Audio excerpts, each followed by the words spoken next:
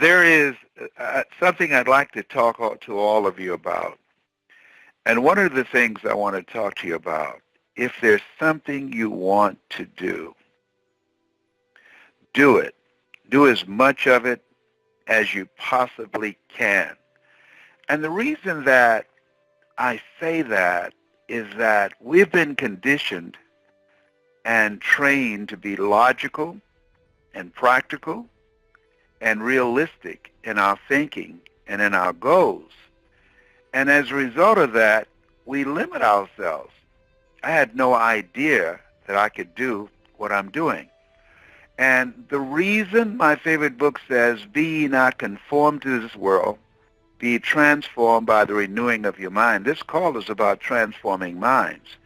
And my life now, at this age, at 72, it's about training, certifying speakers and life coaches and trainers so that you'll be able to train lives and build a business and be able to make your mark. I remember some reporters were interviewing my mother, and I got this from my mother, Mrs. Mamie Brown. I'm on this phone because of two women. One, I know her name. She gave me love. My birth mother, I don't know her name. She gave me life. And I'm thankful for that, too. Okay, she has some other choices, so I'm grateful to be here. And so what I learned from my mother when I was listening to her being interviewed by a reporter about some things that I had achieved, and the reporter was curious, how did you know when you adopted 7 children that you have the ability to do it? You've never had any children yourself. And my mother said, I just believe that the Lord will make a way somehow. I just finished talking to my youngest son, John Leslie. I call him Mr. Magic. This boy, this is the one that all of us who have a lot of children, that you have one that you say, you about to make me lose my mind up in here. You about to make me act a fool up in here. John Leslie has gotten on my last nerve. He and Owner, they're both Geminis. If they weren't my children, I would shoot them. But listen, John Leslie is going to France, all right? I still don't know why. I don't have the full story. But he is just like his grandmother. He will make something happen. He's on this plane going to France with a friend of his, and I know, I've seen him. I remember I was going to Nassau, and he was going with Ona and I, and we got there, and John Leslie did not have his passport. So I said, John Leslie, we'll see you. We went through security, and John Leslie went to work. And lo and behold, who came on the plane? John Leslie. I said, how did you do that? He said, don't worry about it. I'm here. Okay. He got on the plane with us. Unbelievable. He makes things happen. So he's going to France with his book, The Harvard Effect, and some other things. But I just admire his sense of adventure. I never went to a foreign country until after, I think I was 37 at the time, and I've been to over 40 different countries, probably 50. I just can't remember them. But he doesn't know exactly what he's going to do or how he's going to do it, but he has a goal in mind. My mother's goal was to raise 7 children. My mother's goal was to make sure we had a roof over our head, clothes on our back, and food on the table, and we never missed a meal. I remember, you talk about the power of a mother's love. I remember when we didn't have enough food for Mama to eat, and I always kept my eye on her. I'm a mama's boy. And I remember her pretending that she was eating, drinking water, and pretending that she had something in her mouth. I never saw, she went back in the kitchen, and I said, Mama, why don't you eat? And she said, Leslie, I've already eaten. So I assumed she had a plate back in the kitchen. And she came and sat down at the table. She would drink water and she would chew while we were eating. So, being the nosy person that I am, I went in the kitchen and I didn't see a plate nowhere. Sitting out, there was no plate in the refrigerator, and there's no plate in the sink. And I said, when we got through, I said, Mama, you didn't have anything to eat. She said, that's all right. I'm not hungry. I just wanted to make sure that y'all ate. That's the power of a mother's love. And I never forgot that. I never forgot that. And as you think about your goals and dreams, you don't need to know exactly how you're going to do it. You don't need to know.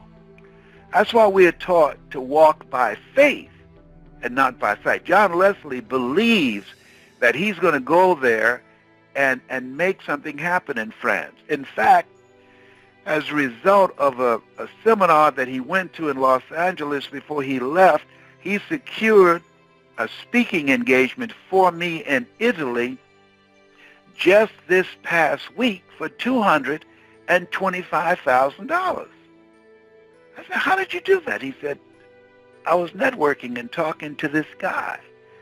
And there was an engagement that Tony Robbins turned down, and he knows the promoter, and he asked this guy, this guy said, you're John Leslie Brown. Do you know Les Brown? Yes, that's my father. And he secured a speaking engagement for me. And so now John Leslie's going because he's written a book called The Harvard Effect. He's taken 2 classes at Harvard. That's my son. His sister Ona just spoke there this past weekend. He got me my 4th speaking engagement at Harvard, the first time a father and son spoke together. I don't know how he does these things, but John Leslie believes in himself. He believes in himself, and I'm so glad to see that.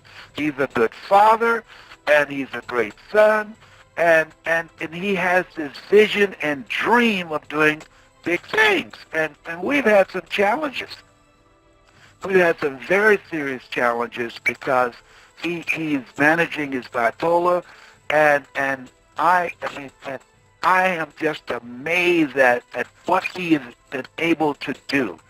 And so he's just 30.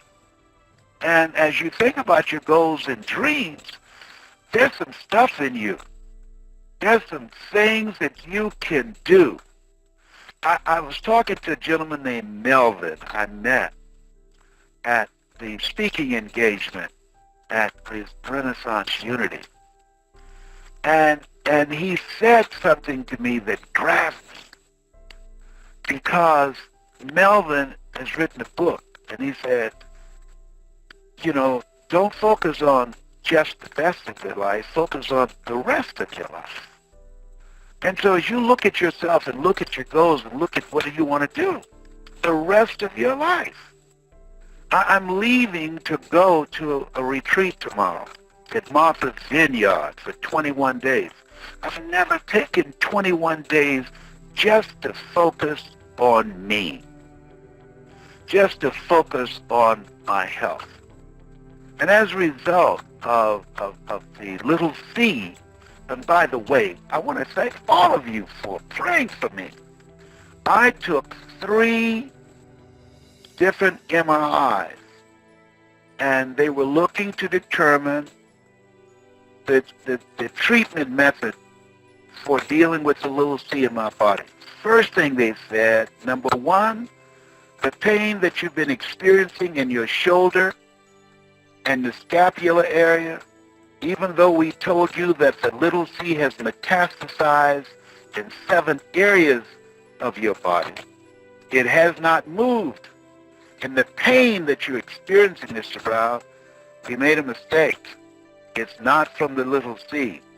It's from arthritis. I said, whoa, I can handle that. I can handle a little C too. Been doing it for 21 years. Do you know what a burden that lifted off of me? I was in one time for 30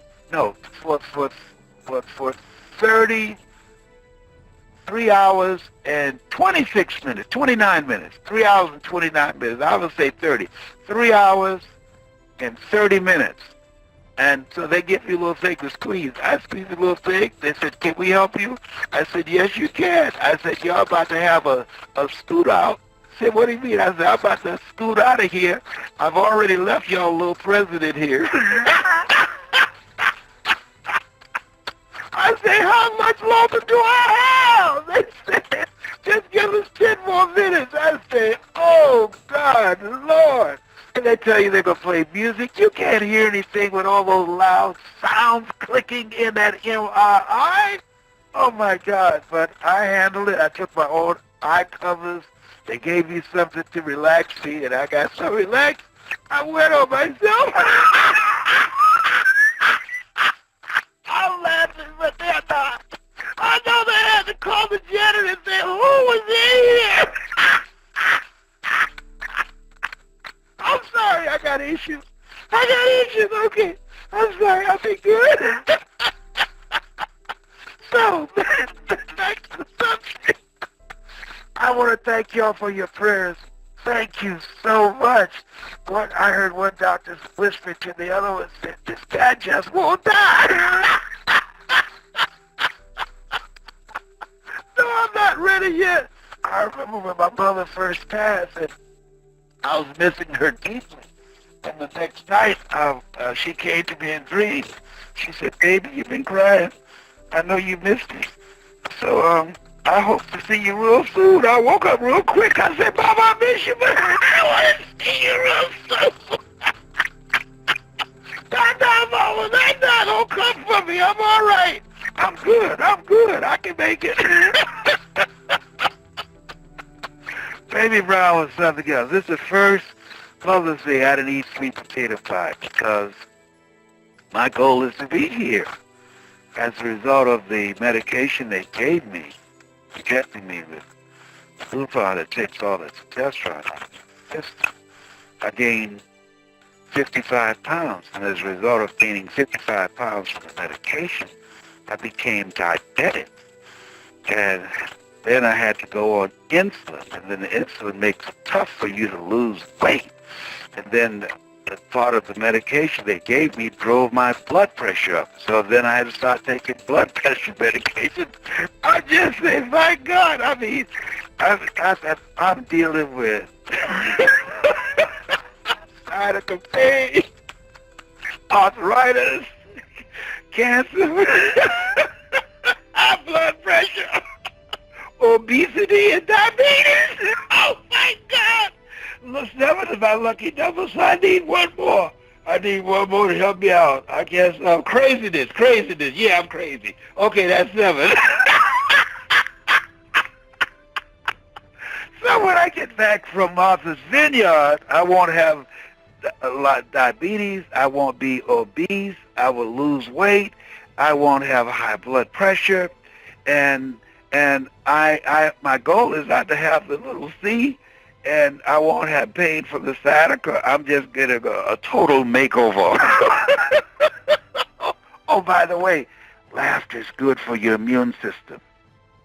1 minute of anger weakens your immune system for 4 to 5 hours. Listen to that. 1 minute of anger weakens your immune system for 4 to 5 hours. Manage your attitude. 1 minute of laughter boosts your immune system for over 24 hours. So after this call, you will get sick for 10 years. Okay, so you can see I'm very happy with my report.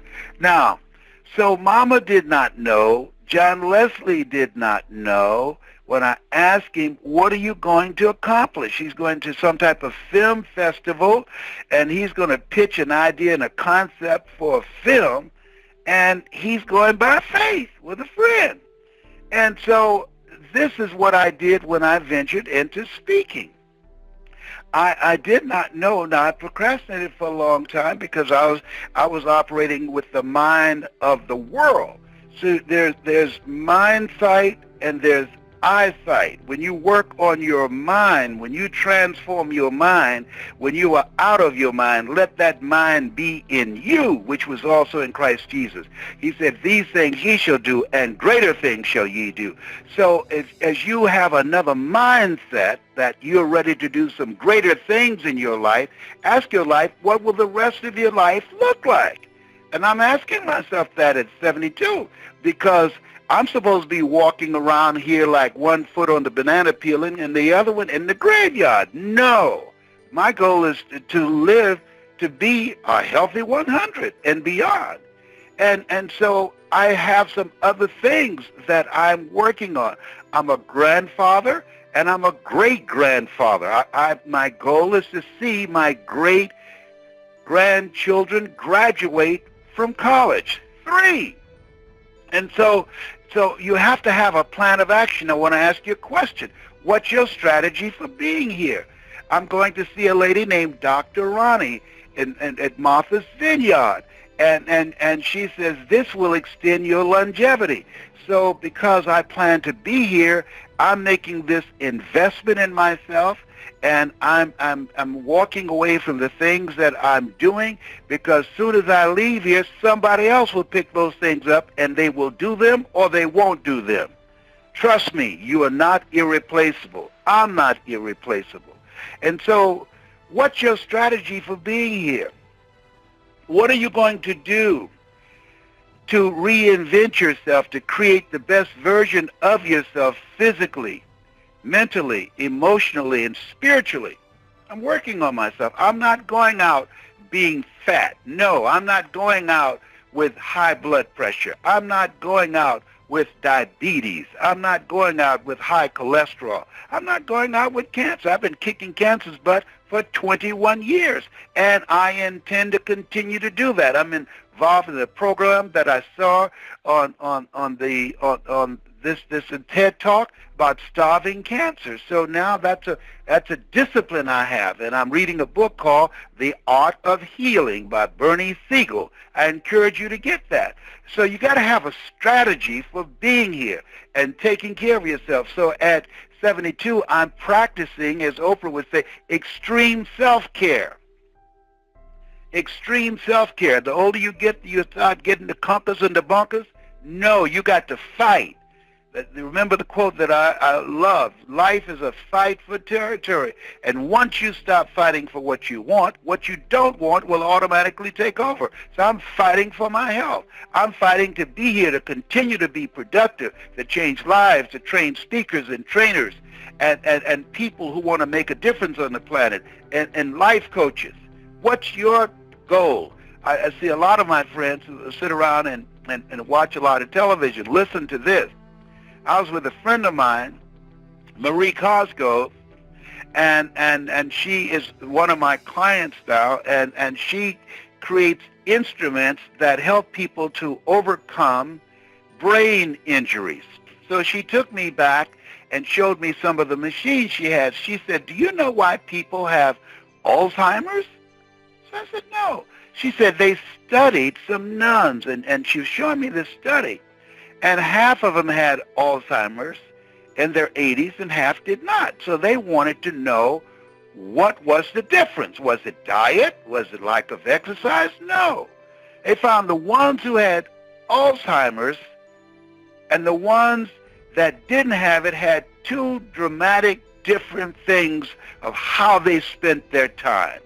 The ones who did not have Alzheimer's, they read every day and they journaled. They wrote every day. That's what I do. I read every day, and I encourage people to read 30 to 40 pages a day, and I journal. I write about the activities and the things that I've gone through during the day.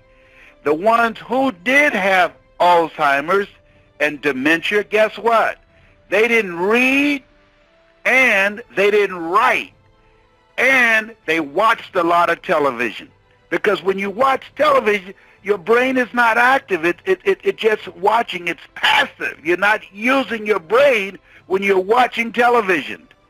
And there's certain people in the population who watch more television than anybody else, particularly after the age of 50.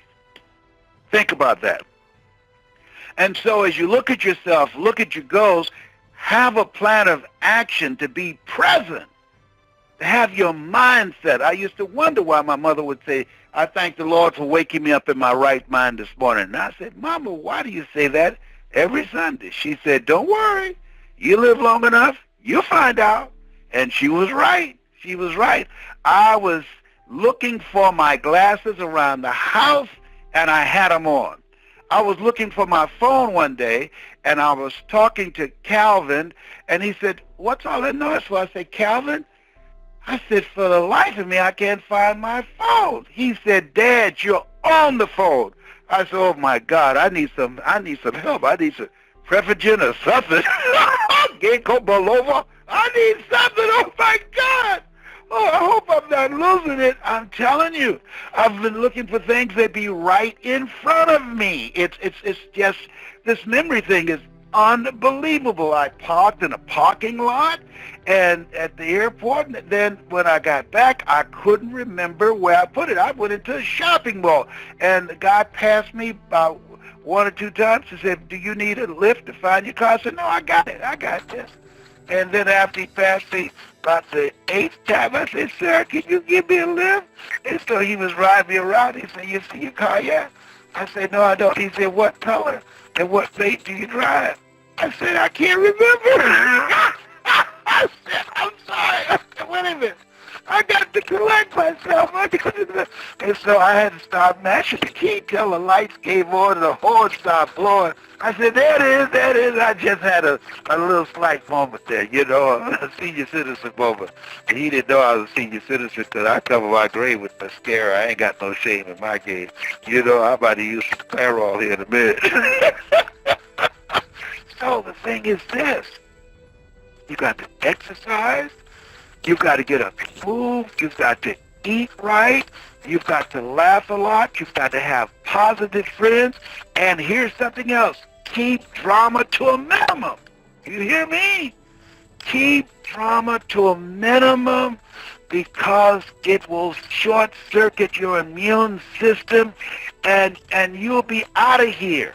You'll be out of here. I don't care if your relatives, your children, don't let nobody drive you crazy.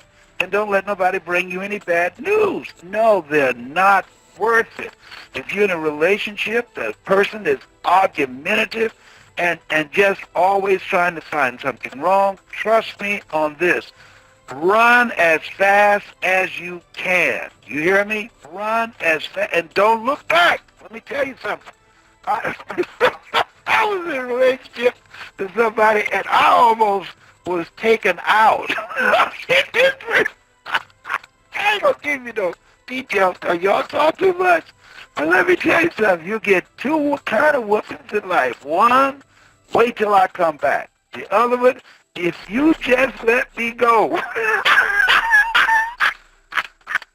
If you let me behind go, you ain't gonna have to worry about me no more. No more, no more. You ain't got to worry about it. I moved to another city. I'm telling you, because I didn't want to run into accidentally, and they came here right now. I dropped this phone to get out of here. Let me tell you something. There's some people you need to be afraid of. There's some crazy people today. Do you hear me? There's some crazy people, and they're everywhere. And just because they're gorgeous don't mean they ain't crazy. I'm telling you. There's some crazy people. I saw this Tyler Perry movie last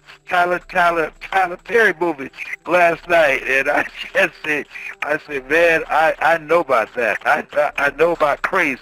Now, here's the other thing is that you want to create things in your life that gives your life a sense of meaning. But I work with people. This lady I just met, and I know a lot of people say I'm the one. I know she's the one. And I want you to go on YouTube and Google Les Brown speaking in the Georgia Dome. And you know what I'm talking about. Her name is Marie Cosgrove. And I was so fascinated with her and fascinated with her story. And she's a clear example of, and listen to this worth writing down. don't allow your past to define you. Don't do that. Because I was labeled educable misery part, because I was put back from the 5th grade to the 4th grade and failed again in the 8th grade, because I don't have a college education. For years, I felt inferior to people with college education. And I did not think I can do what I'm doing now. For years, I've trained people from all walks of life. And for 14 years, I didn't do it because I didn't think I was good enough. And my mentor told me, Mike Williams, who wrote the book, and get it, I'm reading it for the 4th time, The Road to Your Best Self. No. The road to your best stuff. The road to your best stuff. And he said, Brownie, we're all born the same way, dumb, naked, and speechless. You can learn. And because I listened to him, sometimes you have to believe in somebody's belief in you until your belief kicks in. Because I listened to him, and I was willing to invest in myself. He's a strategist. You have to have people in your life who know things that you don't know. And he knew how to bring out the best in me.